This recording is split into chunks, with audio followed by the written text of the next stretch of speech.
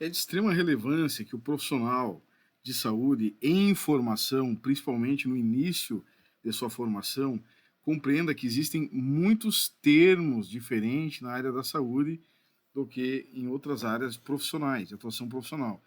Então, é como se o profissional de saúde ele tivesse que aprender uma língua um pouco diferente. Então, é mais ou menos isso. Então, a pessoa leiga, ela vai então desenvolver ter um vocabulário normal, né, sobre o entendimento dessa pessoa sobre saúde, vai, por exemplo, então se referir a sintomas, problemas e patologias de uma forma bastante peculiar ao leigo, mas o profissional de saúde, ele vai então ter um vocabulário que é muito mais específico. E por que ele fala de forma específica? Por várias questões, por questões jurídicas, por questões de diferenciar realmente uma coisa da outra, porque se realmente ele faz um comentário, um diagnóstico impreciso, essa informação ela pode gerar um impacto muito grande no entendimento de outros profissionais, no entendimento do paciente, que vai levar para outros profissionais, e vai acabar gerando muita confusão. Então, de fato, o profissional de saúde ele precisa conhecer alguns termos peculiares à área da saúde e, digamos assim, ó, em geral, de todas as profissões, então, da saúde. Então, tem uma terminologia que é de todos os profissionais de saúde, que é como se fosse uma língua universal entre os profissionais de saúde, né? Então, essa terminologia que todos os profissionais usam, e além disso, existem os dialetos, né?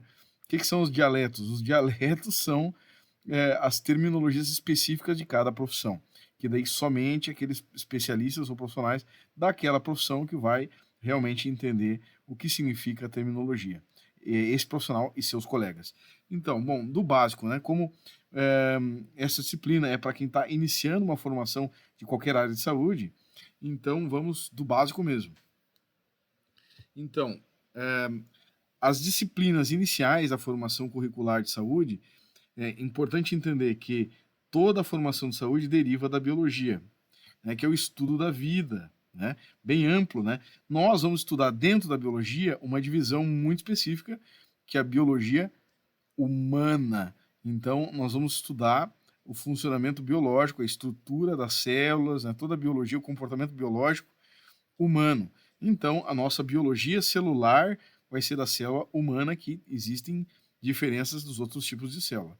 Nós vamos estudar a anatomia, né, que a anatomia é uma ciência morfológica, então ela tem a ver com o termo ali morfologia, porque em muitas faculdades estuda-se ciências morfológicas, né, que envolve anatomia e histologia, que na realidade é a morfologia dos tecidos. Então, isto significa tecidos humanos, né? Então, quando eu falo ciências morfológicas, envolvem, em geral, todas as ciências morfológicas, anatomia e histologia. E quando eu falo em ciências morfofisiológicas, envolvo a fisiologia. O que é a fisiologia? Fisiologia é o estudo da função. Como a anatomia, que significa cortar em partes, é estudo muito mais relacionado com a forma, com a morfologia, ou seja, morfologia é o estudo da forma, a fisiologia é o estudo da função.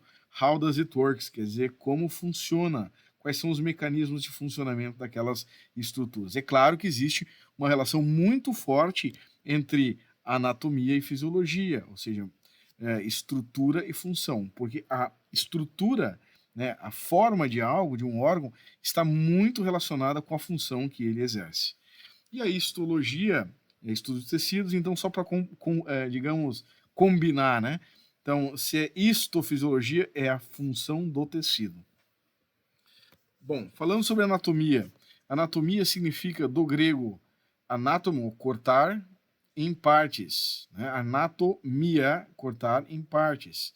Então, na realidade, a gente não pode dizer que né, no contexto anatomia, só cortar em partes, né, para separar sem destruir os elementos ou componentes, porque anatomia é o estudo, na realidade, é o estudo da forma, tanto macroscópica quanto microscópica, é uma ciência morfológica. Então, a anatomia é uma disciplina morfológica, ou seja, está ligado ao estudo da forma.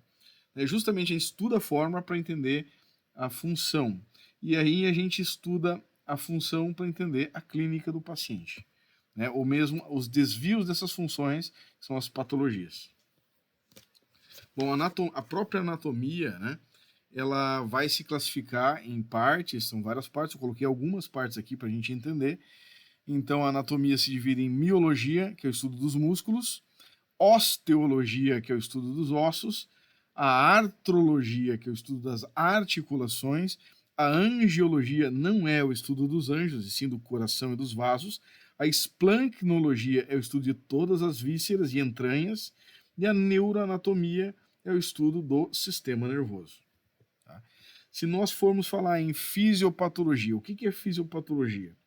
Quando nós falamos aqui da fisiologia, que é o estudo da função, dos mecanismos de funcionamento normal, nós devemos entender que a fisiopatologia é o estudo do desvio do funcionamento normal. Então, nós temos mecanismos. O que são mecanismos? Processos biológicos, né, fisiológicos, que são uma sucessão de eventos de funcionamento normal, e isso significa fisiologia. Quando nós temos um desvio do funcionamento normal, ou seja, quando digamos um órgão deveria fabricar uma substância e não fabrica essa substância, e essa substância, por exemplo, ela entra em carência para um outro órgão funcionar, por exemplo, né, ou para a função orgânica funcionar, nós temos aí um desvio do que era para funcionar normalmente. Então, a fisiopatologia é o ponto onde as células, os mecanismos, as fisiologias, né, os funcionamentos normais passam a não funcionar bem. Então, isso a gente vai chamar mecanismo do mau funcionamento, o desvio do funcionamento normal. Como é que acontece o mau funcionamento? E isso a gente vai ver as etapas do funcionamento e ver aonde houve uma lesão, uma agressão, uma toxicidade, uma infecção, uma inflamação, e em que processo exatamente naquele paciente aconteceu um desvio do funcionamento normal, que a fisiopatologia estuda isso. Né? Então é muito interessante porque se a gente entende aonde aconteceu o desvio do funcionamento normal, a gente pode, através de algum tratamento, seja ele químico, fisioterapêutico, quiroprático, digamos, farmacêutico, cirúrgico, desenvolver alguma estratégia para correção, tá? Para trazer de novo o funcionamento normal. Então, lendo o texto, né, fisiologia é uma convergência da patologia, quer dizer, um ramo da patologia, disciplina que descreve condições observadas durante um estado de doença com a fisiologia. Disciplina que descreve processos ou mecanismos que operam dentro de um organismo. Então, fisiopatologia é o estudo das funções anormais ou patológicas dos vários órgãos e aparelhos do organismo. Ou seja, patologia também é isso, mas então fisiopatologia estuda os mecanismos do desvio de funcionamento normal, onde os mecanismos fisiológicos foram disfuncionados. Paciente ígido. O que é um paciente ígido?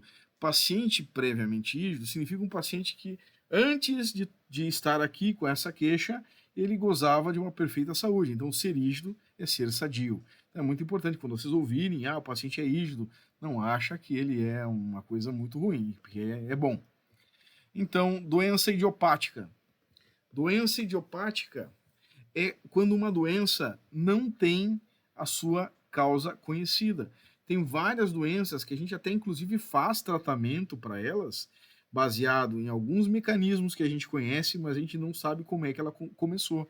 Então, doenças que a gente não sabe qual é a causa, qual é o mecanismo exato, então a gente chama de doenças idiopáticas. Então, o idiopático, relativo à idiopatia, que se forma ou se manifesta espontaneamente ou a partir de causas obscuras ou desconhecidas. Idiopático, que existe por si mesmo. Doença de causa desconhecida. Isquemia. O que é isquemia? Isquemia é um termo médico que se designa a presença de um fluxo sanguíneo de oxigênio inadequado a uma parte específica do organismo. Pode ocorrer em qualquer local, como coração, cérebro, membro, intestino, olhos, e resulta habitualmente de um estreitamento ou bloqueio de artérias que alimentam uma área afetada. Então, isquemia, mais simplesmente falando, isquemia é a interrupção de um fluxo sanguíneo. E isso vai gerar uma consequência, que é não levar sangue adiante. Se não leva sangue adiante, não vai glicose e não vai oxigênio. E as células que estão lá no final do circuito precisam de sangue, precisam de oxigênio e glicose. Se elas não receberem, né, por muito tempo, elas vão sofrer hipóxia e, né, diminuição do oxigênio, né, tecidual e morte celular, tá ok? Então isso é isquemia, tá? A isquemia, ela pode ser revertida em várias situações e não levar apenas uma lesão e não levar à morte celular. Cada célula tem um tempo de resistência à hipóxia, então se a isquemia for revertida a tempo, pode então salvar aquelas células. Então, por sua vez, hipóxia é diminuição de nível de oxigênio no tecido. Pode ser causado por uma isquemia. Tem outras causas. Isquemia e interrupção do fluxo sanguíneo, né? Pode ser causada por outras causas, né? Pode ser causada por outros fenômenos. Por exemplo, nós podemos ter hipóxia tecidual devido ao envenenamento, por exemplo. Então, o sangue chega lá, mas o envenenamento impede que as mitocôndrias na célula façam a respiração celular. Um exemplo, né? Vai haver hipóxia, né? Vai haver, não vai conseguir utilizar o oxigênio.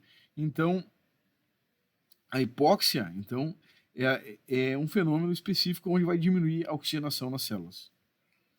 A hipoxemia é a diminuição do nível de oxigênio em âmbito sistêmico. Quer dizer, geralmente quando isso acontece é porque o pulmão não está funcionando bem, né? Geralmente é porque o coração não está funcionando bem ou o pulmão não está funcionando bem. Então isso vai fazer com que a saturação de oxigênio diminua, né, em todo o corpo. Então é um fator sistêmico. É uma hipóxia que não é só num tecido, é uma hipóxia que vai acontecer lá em todo o organismo. Tá? Então, patologia. O que é patologia? Patologia é o estudo do sofrimento humano. Né? Então, gerando a patologia é o ramo da ciência que estuda as alterações morfológicas e fisiológicas do estado de saúde, ou seja, as doenças. Né? Então, patologia estuda as doenças. Etiologia. O que é etiologia? Etiologia é o estudo da causa das doenças. Então, quando eu falo determinada doença, qual é a causa dela? Então, é importante, porque se a gente remove a causa, a doença pode ser curada. Então, muitos tratam apenas os sintomas. O ideal é tratar a causa. Dede Palmer já falou isso. Quadro clínico. O que é quadro clínico? A apresentação do quadro patológico do paciente desde o início do surgimento desse